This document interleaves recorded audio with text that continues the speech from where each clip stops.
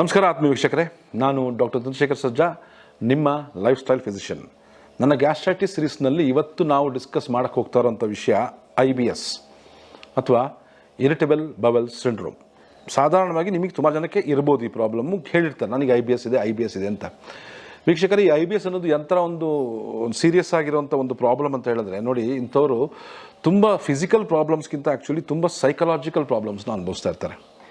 ಸುಮಾರು ಜನ ಅವರ ಕೆಲಸವನ್ನೇ ಬಿಟ್ಬಿಟ್ಟು ತನ್ನ ಪ್ರೊಫೆಷನ್ನೇ ಚೇಂಜ್ ಮಾಡುವಂಥ ಒಂದು ಪರಿಸ್ಥಿತಿ ತಂದಿಡುವಂಥದ್ದು ಇದೊಂದು IBS ಕಾಯಿಲೆ. ತಾವು ತಮ್ಮ ಸಾಮಾಜಿಕವಾದ ಒಂದು ಜೀವನವನ್ನೇ ಒಂದು ಬಲಿ ಕೊಡುವಂಥ ಒಂದು ಕಾಯಿಲೆ. ಯಾಕಂದರೆ ಯಾವ ಫಂಕ್ಷನ್ಸ್ ಅಟೆಂಡ್ ಮಾಡೋಕ್ಕಾಗಲ್ಲ, ಟ್ರಾವೆಲ್ ಮಾಡೋಕ್ಕಾಗಲ್ಲ, ತಿಂದ ತಕ್ಷಣ ಹೋಗಬೇಕು ಅನಿಸುತ್ತೆ, ಪದೇ ಹೋಗಬೇಕು ಅನಿಸುತ್ತೆ, ತಿಂದಂಥ ಆಹಾರನ ಜೀರ್ಣ ಆಗಲ್ಲ ಅಂತ ಅನ್ನಿಸ್ತಾ ಇರುತ್ತೆ, ತಿಂದಂಥ ಆಹಾರ ಸರಿಯಾಗಿ ಜೀರ್ಣದಿಂದ ಆಗದರೆ ಅರ್ಧಂಬರ್ಧ ಜೀರ್ಣ ಆಗಿಬಿಟ್ಟು ಹೊರಗಡೆ ಹೋಗ್ತಾ ಇರುತ್ತೆ ಅನಿಸುತ್ತೆ. ಈ ಥರ ವಿಚಿತ್ರ ತೊಂದರೆಗಳು.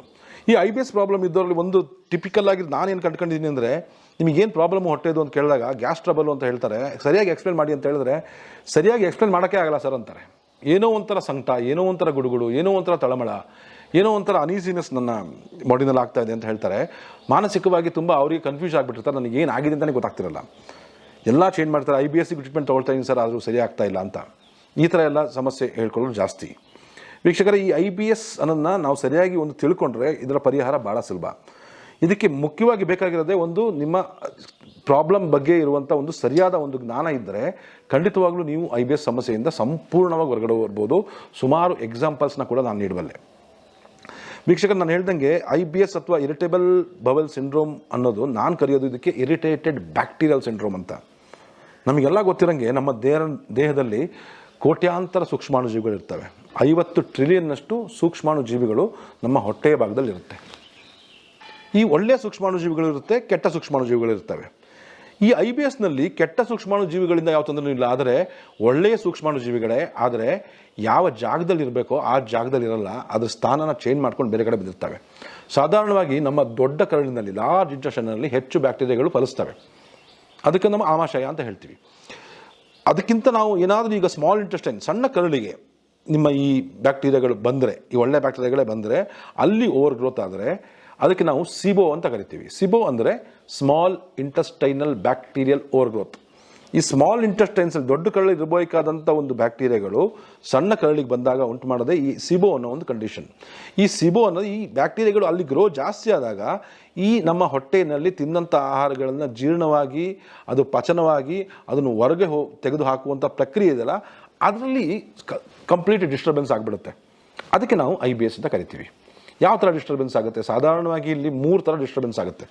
ಒಂದು IBS-C, ಒಂದು IBS-D, ಇನ್ನೊಂದು IBS-M. IBS-C ಅಂದರೆ IBS ಕಾನ್ಸ್ಟಿಪೇಷನ್ ಡಾಮಿನೇಟೆಡ್ ಅಂತ. ಇವರು ಏನಾಗುತ್ತೆ ಅಂತ ಹೇಳಿದ್ರೆ, ಮಲಬದ್ಧತೆ ಆಗ್ತಾ ಇದ್ದರೆ ಸರಿಯಾಗಿ ಪಾಸೇ ಆಗಲ್ಲ. 3-4 ದಿನಕ್ಕೊಂದ್ಸಲ ಮೋಷನ್ ಹೋಗುತ್ತೆ ಅಂತ ಹೇಳ್ತಾ ಇರ್ತಾರೆ. ಇನ್ನು ಕೆಲವರು 3-4 ಸಲ ಹೋಗುತ್ತೆ, ಆದರೆ ಮಲಬದ್ಧತೆ ಅಂತ ಹೇಳೋಕ್ಕಾಗಲ್ಲ, ಆದರೆ ಹೋಗುತ್ತೆ, ಆದರೆ ಒಂದೇ ಸಲ ಹೋಗೋಕ್ಕಾಗಲ್ಲ. ಪಾರ್ಟ್ ಬೈ ಪಾರ್ಟ್, ಬೆಳಿಗ್ಗೆ ಇನ್ಸ್ಟಾಲ್ಮೆಂಟಲ್ಲಿ ನಾನು ಮೋಷನ್ ಮಾಡ್ತೀನಿ ಅಂತ ಹೇಳ್ತಾರೆ. ಅಂದರೆ ಒಂದು 10% ಮೋಷನ್ ಮಾಡುವಂಥದ್ದು, ಟೈಟಾಗಿ ಹೋಗುತ್ತೆ, ಲೂಸ್ ಮೋಷನ್ ಏನಾಗಿರಲ್ಲ. ಇದು ಕಾನ್ಸ್ಟಿಪೇಷನ್ ಡಾಮಿನೇಟ್ ಅಂತ ನಾವು ಹೇಳ್ತೀವಿ. ಇದಕ್ಕೂ ಒಂದು ಮುಖ್ಯ ಕಾರಣ ಏನಂತ ಹೇಳಿದ್ರೆ ಸೇಮ್ ಸಿಬೋ. ಎರಡನೇದಂತ ಹೇಳಿದ್ರೆ ಡೈರಿಯಾ ಡಾಮಿನೇಟೆಡ್. ಡೈರಿಯಾ ಅಂತ ಹೇಳಿದ್ರೆ ಲೂಸ್ ಮೋಷನ್ಸ್. ಇವರಲ್ಲಿ ಸಾಮಾನ್ಯವಾಗಿ ಸಮಸ್ಯೆ ಏನಂತ ಹೇಳಿದ್ರೆ, ತಿಂದ ತಕ್ಷಣ ಹೋಗಬೇಕು, ಲೂಸಾಗಿ ಹೋಗುತ್ತೆ. ಸೊಪ್ಪು ತಿಂದ್ರಾಗಲ್ಲ, ಹಣ್ಣು ತಿಂದ್ರಾಗಲ್ಲ, ತರಕಾರಿ ತಿಂದ್ರಾಗಲ್ಲ ಅಂತ ಹೇಳ್ತಾ ಇರ್ತಾರೆ. ಆ್ಯಕ್ಚುಲಿ ಸ್ವಲ್ಪ ಫೈಬರ್ ಅಂಶ ಇದ್ದರೂ ಕೂಡ ನಿಮಗೆ ಪದೇ ಮೋಷನಿಗೆ ಹೋಗಬೇಕು ಅಂತ ಅನಿಸ್ತಾ ಇರುತ್ತೆ. This is diarrhoea dominated IBS. 3ನೇ ಥರ ಏನಂತ ಹೇಳಿದ್ರೆ ಮಿಕ್ಸ್ಡ್ ಟೈಪ್. ಕೆಲವರಿಗೆ ಮಿಕ್ಸ್ಡ್ ಅಂತೇಳಿ ಎರಡೂ ಇರುತ್ತೆ, ಕಾನ್ಸ್ಟಿಪೇಷನ್ ಇರುತ್ತೆ, ಡೈರಿಯಾನೂ ಇರುತ್ತೆ.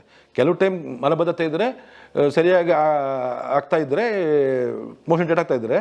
ಇನ್ನು ಕೆಲವರಿಗೆ ಏನಾಗುತ್ತೆ ಅಂತ ಹೇಳಿದ್ರೆ, ಈ ತಿಂದ ತಕ್ಷಣ ಡೈರಿಯಾ ಆಗೋದು ಒಂದಲ್ಲಿ ಅಲ್ದರೆ, ಒಂದು ಸಲ ಈ ಡೈರಿಯಾ ಸ್ಟಾಪ್ ಆದಮೇಲೆ 3-4 ದಿನ ಮೋಷನಿಗೆ ಆಗಲ್ಲ.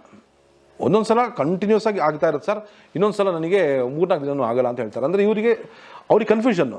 ಇವಾಗ ನನಗೆ ಟ್ರೀಟ್ಮೆಂಟ್ ನಾನು ಇವಾಗ ಡೈರೆಕ್ಟ್ ತಗೊಳ್ಳೋ ಅಥವಾ ಕಾನ್ಸ್ಟಿಪೇಷನ್ ತಗೊಳ್ಳೋ ಅಂತ. ಕಾನ್ಸ್ಟಿಪೇಷನ್ ಟ್ರೀಟ್ಮೆಂಟ್ ತೊಗೊಂಡ ತಕ್ಷಣ ಲೂಸ್ ಮೋಷನ್ ಜಾಸ್ತಿ ಆಗುತ್ತೆ. ಲೂಸ್ ಮೋಷನ್ ಸ್ಟಾಪ್ ಮಾಡಿ ಅಂತ ತೊಗೊಂಡ ತಕ್ಷಣ 4-5 ದಿನ ಮೋಷನೇ ಹಾಕಾಗಲ್ಲ.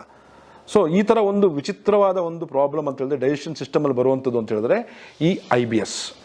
ಆದರೆ ಒಂದು ಗುಡ್ ನ್ಯೂಸ್ ಏನಂತ ಹೇಳಿದ್ರೆ, ಈ IBSನ ಸರಿಯಾಗಿ ತಿಳ್ಕೊಂಡು ಚಿಕಿತ್ಸೆ ಕೊಟ್ಟರೆ ಕಂಪ್ಲೀಟಾಗಿ ಚಿಕಿತ್ಸೆಯಿಂದ ಹೊರಗೆ ಬರ್ಬೋದು. IBS-C ಆಗಿರಲಿ, D ಆಗಿರಲಿ, M ಆಗಿರಲಿ, ಈ 3ಕ್ಕೂ ಒಂದು ಮುಖ್ಯವಾಗಿ ಅರ್ಥ ಮಾಡ್ಕೊಳ್ಬೇಕಾದ ವಿಷಯ ಅಂತ ಹೇಳಿದ್ರೆ, ನೀವು ಫೈಬರ್ ಲೆಸ್ ಫುಡ್ ತೊಗೋಬೇಕು. ಯಾವುದೇ ನಾರಿನ ಅಂಶ ಇರುವಂಥ ಆಹಾರಗಳನ್ನ ಸೇವಿಸಿದ ತಕ್ಷಣ ಈ ಸಣ್ಣ ಕರಳಿನಲ್ಲಿರುವಂಥ ಬ್ಯಾಕ್ಟೀರಿಯಾಗಳಿಗೆ ಅದು ಆಹಾರವನ್ನು ಒದಗಿಸ್ಬಿಟ್ಟು ಅದು ಇನ್ನೂ ಜಾಸ್ತಿ ಅದರ ಕಾಲೋನೈಸ್ ಜಾಸ್ತಿ ಆಗಿಬಿಡುತ್ತೆ. ಪ್ರಾಬ್ಲಮ್ ಇನ್ನೂ ಅಗ್ರಿವೇಟ್ ಆಗುತ್ತೆ. ಸಾಧಾರಣವಾಗಿ ಹೊಟ್ಟೆಗೆ ಭಾರಿ ಒಳ್ಳೆಯದು, ನೀನು ನಾರಿನ ಅಂಶವನ್ನು ತಿನ್ನು, ಹಸಿ ತರಕಾರಿಯನ್ನು ತಿನ್ನು, ಇದನ್ನೆಲ್ಲ ಮೊಳಕೆ ಕಟ್ಟಿದ ಕಾಳುಗಳನ್ನ ತಿನ್ನು ಅಂತ ಹೇಳ್ತಾ ಇರ್ತಾರೆ. ನೀವು ಅದನ್ನೇನು ಟ್ರೈ ಮಾಡೋಕ್ಕೆ ಹೋದರೆ ಸಾಕು, ನಿಮಗೆ ಪ್ರಾಬ್ಲಮ್ ಜಾಸ್ತಿ ಆಗ್ತಾ ಇರುತ್ತೆ. ಹಾಗಾಗಿ ಎಲ್ಲರೂ ತಿಂತಾರೆ, ಅವ್ರಿಗೇನೂ ಆಗಲ್ಲ, ಹೆಲ್ತಿ ಅಂತ ಹೇಳ್ತಾರೆ. ನನಗೆ ಯಾಕಾಗಲ್ಲ ಅಂತ ಹೇಳಿದ್ರೆ ಪ್ರಾಬ್ಲಮ್ ಈಸ್ ಇಲ್ಲಿ ನಿಮಗೆ ಈ ಫೈಬರ್ನಲ್ಲಿರುತ್ತೆ. ಸೊ ಇಂಥವ್ರು ಕಂಪ್ಲೀಟಾಗಿ ಒಂದು 21 to 30 ಡೇಸ್ ತನಕ ನೀವು ಕಂಪ್ಲೀಟಾಗಿ ನಾರಿನ ಅಂಶ ಇರುವಂಥ ಆಹಾರಗಳನ್ನ ಬಿಟ್ಟುಬಿಡಬೇಕು. ಸೊಪ್ಪುಗಳು, ಎಸ್ಪೆಷಲಿ ಪಾಲಕ್ ಸೊಪ್ಪು, ದಂಟಿನ ಸೊಪ್ಪು, ಅರವೆ ಸೊಪ್ಪು, ಸಬ್ಬಸಿಗೆ ಸೊಪ್ಪು, ಇಂಥವೆಲ್ಲ ಇದೆ. ಇದು ನಮ್ಮ ದೇಹಕ್ಕೆ ತುಂಬ ಅವಶ್ಯಕವಾಗಿರುವಂಥ ಎಲ್ಲ ಪೋಷಕಾಂಶಗಳು ಸಿಗುತ್ತೆ. ಆದರೆ IBS ಇದ್ದವ್ರಿಗೆ ಅಲ್ಲ. ಯಾಕಂದರೆ IBS ಇದ್ದವ್ರಿಗೆ ಸಿಗುತ್ತೆ ಪೋಷಕಾಂಶಗಳು, ಆದರೆ ಇದು ತಿಂದ ತಕ್ಷಣ ಆಗಲ್ಲ. ಸೊಪ್ಪು ಹಂಗಂಗೆ ಹೋಗುತ್ತೆ ಸರ್, ನನಗೆ ಲೂಸ್ ಮೋಷನ್ ಆಗಿ ಹೋಗುತ್ತೆ ಅಂತ ಹೇಳ್ತಾರೆ. ನಾರ್ಮಲ್ ನೀವು ಅಬ್ಸರ್ವ್ ಮಾಡ್ಬೋದು ಸುಮಾರು ಜನ ಈ ಥರ ಒಂದು ತಪ್ಪುಗಳನ್ನ ಮಾಡ್ಕೊಬಿಡಿ. ಸೊ ನೀವು ತಿಳ್ಕೊಂಡು ಮಾಡಿ. ಯಾಕಂತ ಹೇಳಿದ್ರೆ ಈಗ IBS C ಆಗಿರಲಿ, D ಆಗಿರಲಿ, M ಆಗಿರಲಿ, ಈ ಮೂರಕ್ಕೂ ಚಿಕಿತ್ಸೆ ಅಂತ ಹೇಳಿದ್ರೆ ಬೇರೆ ಬೇರೆ ಥರ ಇದ್ರೂ ಕೂಡ ಬೇಸಿಕಲಿ ನೀವು ಅರ್ಥ ಮಾಡ್ಕೋಬೇಕಾಗಿರೋದು ಈ ಬ್ಯಾಕ್ಟೀರಿಯಾಗಳನ್ನ ಫಸ್ಟ್ ಅಲ್ಲಿಂದ ತೆಗಿಬೇಕು ನಾವು. ಸೊ ಫಸ್ಟ್ ಬ್ಯಾಕ್ಟೀರಿಯಾಗಳನ್ನ ತೆಗಿಬೇಕು ಅಂತ ಹೇಳಿದ್ರೆ ಒಳ್ಳೆಯ ಒಂದು ಪ್ರೋಬಯೋಟಿಕ್ ಅಂಶ ಇರುವಂಥ ಆಹಾರಗಳನ್ನ ತಗೋಬೇಕು. ಅಂದರೆ ನ್ಯಾಚುರಲ್ ಆಗಿ ಸಿಗುವಂಥ ಪ್ರೋಬಯೋಟಿಕ್ ಅಂತ ಹೇಳಿದ್ರೆ ಒಳ್ಳೆಯ ಬ್ಯಾಕ್ಟೀರಿಯಲ್ ಸ್ಟ್ರೈನ್ಸ್ ಇರುವಂಥದ್ದು ಅದಿರೋದು ಮಜ್ಜಿಗೆಯಲ್ಲಿ. ಇದೊಂದು ರೆಮಿಡಿ ಅಂತ ನೀವು ಅಂದ್ಕೋಬೋದು. ಸಾಧಾರಣವಾಗಿ ಈ IBS ಪ್ರಾಬ್ಲಮ್ ಇದ್ದವರಲ್ಲಿ ಒಂದು ಥೆರಪಿ ಅಂದರೆ ಬಟರ್ ಮಿಲ್ಕ್ ಮೋನೋ ಡಯಟ್ ಅಂತ ಹೇಳಿದ್ರೆ ಕೇವಲ ಮಜ್ಜಿಗೆ ಅಥವಾ ಮಜ್ಜಿಗೆ ಅನ್ನ, ಏನೂ ಇಲ್ಲ, ಬೇರೆ ತರಕಾರಿ ಇಲ್ಲ, ಸೊಪ್ಪಿಲ್ಲ, ಉಪ್ಪಿನಕಾಯಿ ಇಲ್ಲ, ಏನೂ ಇಲ್ಲ, ಜಸ್ಟ್ ಅನ್ನ ಆ್ಯಂಡ್ ಮಜ್ಜಿಗೆ ಅಥವಾ ಮಜ್ಜಿಗೆಯನ್ನು ಕುಡಿಯೋಕ್ಕೆ ಬರೀ ಸಾಧ್ಯವಾದರೆ ಮಜ್ಜಿಗೆನೇ ಕುಡಿದ್ರೆ ಸಾಕು. ಒಂದು ವಾರ ತನಕ ನೀವು ಪೂರ್ತಿ ನಿಮ್ಮ ಒಂದು ಡಯಟು ಮಜ್ಜಿಗೆಲೇ ಆಗಿರಬೇಕು. ಹೌದಾ ಸರ್, ಕೇವಲ ಮಜ್ಜಿಗೆಲೆ ಒಂದು ವಾರ ಜೀವಿಸೋದ? ಹೆಂಗೆ ಸರ್ ಸಾಧ್ಯ? ಯಾಕೆ ಸಾಧ್ಯ ಇಲ್ಲ? ನೀವು ಎಷ್ಟು ಅನುಭವಿಸ್ತಾ ಇದ್ದೀರಾ ಅಂತ ಹೇಳಿದ್ರೆ ಒಂದು ವಾರ ನೀವು ಟ್ರೈ ಮಾಡೋದ್ರಲ್ಲಿ ಯಾವ ತಪ್ಪು ಇಲ್ಲ. ಆದರೆ ಏನಂತ ಹೇಳಿದ್ರೆ ಒಂದು ವೈದ್ಯ ಮಾರ್ಗದರ್ಶನದಲ್ಲಿ ಸರಿಯಾಗಿ ತಿಳ್ಕೊಂಡು ಅದಕ್ಕೆ ಏನಾದ್ರು ಸಪ್ಲಿಮೆಂಟ್ಸ್ ಇದನ್ನು ತಗೊಂಡು ನಿಮಗೆ ಏನಾದ್ರು BP-ನೋ ಶುಗರೋ ಡಯಾಬಿಟಿಸೋ ಈ ಥರ ಏನಾದ್ರು ಸಮಸ್ಯೆ ಇದ್ದಲ್ಲಿ ಅದನ್ನು ತಿಳ್ಕೊಂಡು ನೀವು ತಗೊಳ್ತಿರೋ ಮೆಡಿಕೇಷನ್ಸ್ನ ಇದು ಮಾಡ್ಕೊಂಡ್ಬಿಟ್ಟು ನೋಡ್ಕೊಂಡು ತೊಗೋಬೇಕು. ಯಾಕಂದರೆ ನಾನೀಗ ಹೇಳ್ತಾ ಇದ್ದ ತಕ್ಷಣ ಎಲ್ಲರೂ ನಾನು ಒಂದು ವಾರ ಕಂಟಿನ್ಯೂಸ್ ಆಗಿ ಮಜ್ಜಿಗೆ ಕುಡಿದ್ಬಿಡ್ತೀನಿ, ಸರಿಯಾಗಿಬಿಡ್ತೀನಿ ಅಂತ ಅಂದ್ಕೊಳಕ್ಕೆ ಹೋಗ್ಬೇಡಿ. ಯಾಕಂದರೆ ಅದು ಕಾಂಪ್ಲಿಕೇಶನ್ ಅವಾಯ್ಡ್ ಮಾಡಲಿಕ್ಕೆ ಒಂದು ವೈದ್ಯಕೀಯ ಮಾರ್ಗದರ್ಶನ ತುಂಬ ಅವಶ್ಯಕತೆ ಇದೆ. ಆ್ಯಕ್ಚುಲಿ ಸಾಧ್ಯವಾದರೆ ನಮಗೆ ಈ ಕೆಳಗಡೆ ಬರ್ತಿರೋಂಥ ನಂಬರಿಗೆ ಕಾಲ್ ಮಾಡಿಬಿಟ್ಟು ನಮ್ಮ ಡಾಕ್ಟರ್ಸ್ ನಿಮಗೆ ಸರಿಯಾದ ಒಂದು ಟೆಕ್ನಿಕ್ನ ಹೇಳ್ಕೊಡ್ತಾರೆ. ನಿಮ್ಮ IBSನ ತಿಳ್ಕೊಂಡು ಜೊತೆಗೆ ಅದರ ಸಪ್ಲಿಮೆಂಟ್ಸ್ ಇದೆ ಅದನ್ನು ತೊಗೊಂಡ್ಬಿಟ್ಟು ಮಾಡೋದ್ರಿಂದ ಕಂಪ್ಲೀಟಾಗಿ ಕ್ಯೂರ್ ಆಗುತ್ತೆ. ಜೊತೆಗೆ ಎರಡನೇದು ಅಂತ ಹೇಳಿದ್ರೆ ನಾನು ಫಸ್ಟ್ ಹೇಳ್ದಂಗೆ ಫೈಬರ್ಲೆಸ್ ಡಯಟು, ಎರಡನೇದಿರೋದು ಬಟರ್ ಮಿಲ್ಕ್ ಫಾಸ್ಟಿಂಗ್ ಅಥವಾ ಬಟರ್ ಮಿಲ್ಕ್ ಮೋನೋ ಡಯಟ್. ಇದನ್ನು ಫಾಲೋ ಮಾಡೋದ್ರಿಂದ IBS ಸಿಂಪ್ಟಮ್ಸಲ್ಲಿ ಬಾರಿ ನಿಮಗೆ ಒಂದು ಇಂಪ್ರೂವ್ಮೆಂಟ್ ಕಾಣಿಸೋಕ್ಕೆ ಸ್ಟಾರ್ಟ್ ಆಗುತ್ತೆ. ಮೂರನೇ ಒಂದು ಮುಖ್ಯ ಹೇಳಬೇಕು ಅಂತ ಹೇಳಿದ್ರೆ ಹೆಲ್ತಿ ಬ್ಯಾಕ್ಟೀರಿಯಲ್ ಸ್ಟ್ರೈನ್ಸ್ ಅಂದರೆ ಗುಡ್ ಬ್ಯಾಕ್ಟೀರಿಯಾ. ಅಂದರೆ ನಮ್ಮ ಸಣ್ಣ ಕರಳಿನಲ್ಲಿ ಬೇಕಾಗಿರುವಂಥ ಬ್ಯಾಕ್ಟೀರಿಯಾಗಳನ್ನ ಜಾಸ್ತಿ ಕೊಟ್ಟಾಗ ನಮ್ಮ ಸಣ್ಣ ಕರಳಿನಲ್ಲೇ ಬೆಳೆಯುವಂಥ ಕೆಲವು ಸಾಯಿಲ್ ಬೇಸ್ಡ್ ಆರ್ಗ್ಯಾನಿಸಮ್ ಬ್ಯಾಕ್ಟೀರಿಯಾಗಳಿರ್ತವೆ, ಬ್ಯಾಕ್ಟೀರಿಯಲ್ ಸ್ಟ್ರೈನ್ ಇರ್ತವೆ. ಈ ಬ್ಯಾಕ್ಟೀರಿಯಲ್ ಸ್ಟ್ರೈನ್ಸ್ನ ನಾವು ನಮ್ಮ ಸಣ್ಣ ಕರಳಿಗೆ ನೀಡಬೇಕು, ಒದಗಿಸಬೇಕು. ಆವಾಗ ಈ ಬೇರೆ ಥರ ಬ್ಯಾಕ್ಟೀರಿಯಾಗಳು ಅಲ್ಲಿ ಬದುಕಕ್ಕೆ ಸಾಧ್ಯ ಇಲ್ಲ. ಯಾಕಂದರೆ ಹೆಂಗೆ ಅಂತ ಹೇಳಿದ್ರೆ ಈಗ ನೋಡಿ, ಈಗ ಫಾರ್ ಎಕ್ಸಾಂಪಲ್ ಈ ನಾಯಿಗಳು ಅವ್ರ ಏರಿಯಾದಲ್ಲಿ ಬಿಟ್ಟು ಬೇರೆ ನಾಯಿಗಳಿಗೆ ಎಂಟ್ರಾಗಿ ಬಿಡಲ್ಲ, ಗುರಾಯಿಸ್ತವೆ. ಯಾಕಂದರೆ ಅವರಿಗೆ ಆ ಸ್ಮೆಲ್ಲನ್ನೇ ಗೊತ್ತಾಗ್ಬಿಡುತ್ತೆ. ಅದೇ ರೀತಿ ನಮ್ಮ ಏರಿಯಾದಲ್ಲಿ ನಾವಿರಬೇಕು, ಬೇರೆಯವರು ಇರಬಾರ್ದು ಅಂತ ಹೇಳಿದಾಗ ನಮ್ಮ ಏರಿಯಾದಲ್ಲಿ ಯಾವ್ಯಾವ ಬ್ಯಾಕ್ಟೀರಿಯಾಗಳು ಇರಬೇಕೋ ಆ ಏರಿಯಾಗಳನ್ನ ಕೊಡಬೇಕು. ಆವಾಗ ಬೇರೆ ಬ್ಯಾಕ್ಟೀರಿಯಾಗಳು ಅಲ್ಲಿ ಬಂದು ಫಲಿಸಕ್ಕೆ ಸಾಧ್ಯ ಇಲ್ಲ. ಹಾಗಾಗಿ ಗುಡ್ ಬ್ಯಾಕ್ಟೀರಿಯಲ್ ಸ್ಟ್ರೈನ್ಸ್ ನಾವು ಸಾಲ್ಟೆಟಿಗೆ ಏನು ಬೇಕಾಗಿರುತ್ತೋ ಅದನ್ನು ಕೊಟ್ಟರೆ ಈ ಬೇಡವಾದಂಥ ಬ್ಯಾಕ್ಟೀರಿಯಾಗಳು ಆ ಜಾಗದಿಂದ ಹೊರಗೆ ಹೋಗ್ತವೆ.